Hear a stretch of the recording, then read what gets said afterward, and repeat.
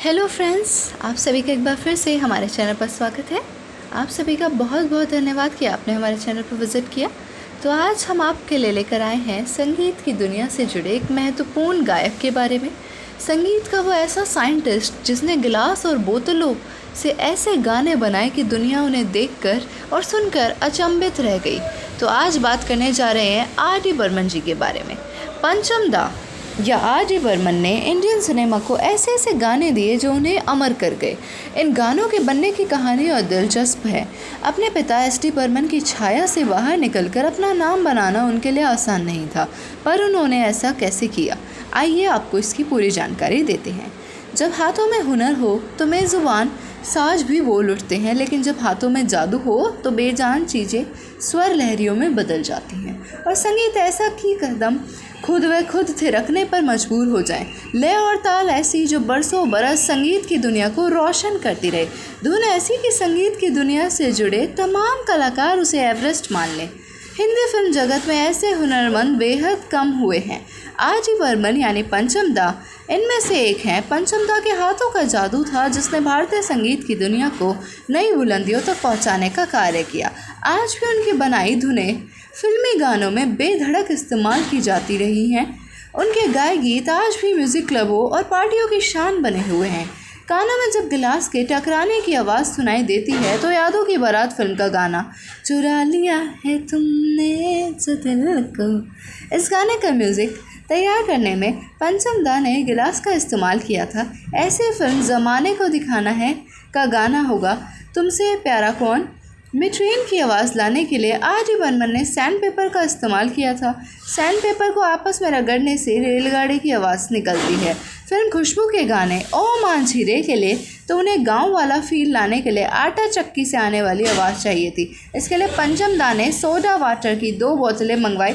इनमें से वो एक एक करके हर बोतल से थोड़ा सा सोडा खाली करते और उसमें हवा फूंकते, जिससे थुक ठुक थुक ठुक की आवाज़ निकलती थी। पंचम दा ने इसी तरह का प्रयोग शोले फिल्म में भी किया था। इस फिल्म के महबूबा महबूबा गाने में भी आधी भरी बोतल में फूंक मारकर गाने का बैकग्राउंड म्यूज़िक तैयार किया गया। इसके अलावा किताब फिल्म के गाने में पंचम दा ने अनोखा जुगाड़ बिठाया।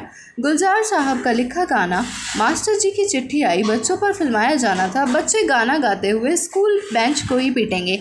इसको ध्यान में रखते हुए पंचम दा ने अपने ऑर्केस्ट्रा में स्कूल बेंच को बजवाया। म्यूज़िक में इस तरह के अनोखे प्रयोगों की वजह से पंचम दा को संगीत का वैज्ञानिक कहा जाने लगा था। 27 जून 1939 को कोलकाता में जन्मे आर डी बर्मन का पूरा नाम राहुल देव वर्मन था। पिता एस डी बर्मन यानी सचिन देव वर्मन उस दौर के नामचीन संगीत निर्देशक थे, जबकि माँ मीरा दत्ता रॉय बंगाली फिल्मों की जानी मानी गायिका थी। इस तरह आर डी बर्मन को संगीत विरासत में मिला था। राहुल देव वर्मन का नाम पंचम कैसे पड़ा, इसके पीछे कई कहानियाँ हैं। कुछ लोगों का कहना है बचपन में वो जब रोते थे तो उनकी आवाज़ इंडियन म्यूज़िकल स्केल के 5वें सुर जैसी थी। वही कुछ का कहना है कि वो 5 अलग अलग तरह की आवाज़ों में रोते थे, जबकि कुछ लोगों का कहना है अशोक कुमार या मन्ना डे ने उनका नाम पंचम रखा था। पंचम दा ने बचपन में क्लासिकल म्यूज़िक की तालीम नहीं ली। म्यूज़िक तो उनकी रग रग में बसता था। पंचम दा ने अपना पहला संगीत 9 साल की उम्र में फिल्म फंटूस के लिए गाया था। इस फिल्म का गाना ए मेरी टोपी पलट के आजा संगीतकार एस डी बर्मन थे। उन्होंने बेटे की बुनाई धुन का इस्तेमाल इस गाने में किया। 1972 में BBC लंदन को दिए इंटरव्यू में पंचम दा ने बताया, मेरे हुनर को देखते हुए पिता एस डी बर्मन मुझे अपने साथ बॉम्बे ले आए। बॉम्बे में मैंने बाकायदा साज और संगीत की तालीम ली। उस्ताद अकबर अली खान से सरोद सीखा, समता प्रसाद जी से तबला, जबकि सलील चौधरी से संगीत की बारीकियाँ सिखाई। और 1956 में पिता को बतौर असिस्टेंट ज्वाइन करने के बाद 6 सालों तक उनके साथ काम किया और संगीत निर्देशन का कखहरा सीखा। इस दौरान पिता एस डी बर्मन जब तक उनकी परीक्षा लेते रहे। कभी किसी गाने का मुखड़ा दे देते तो और कहते इसके अंतरे की धुन बनाओ, तो कभी अंतरा दे देते और कहते इसका मुखड़ा बनाओ।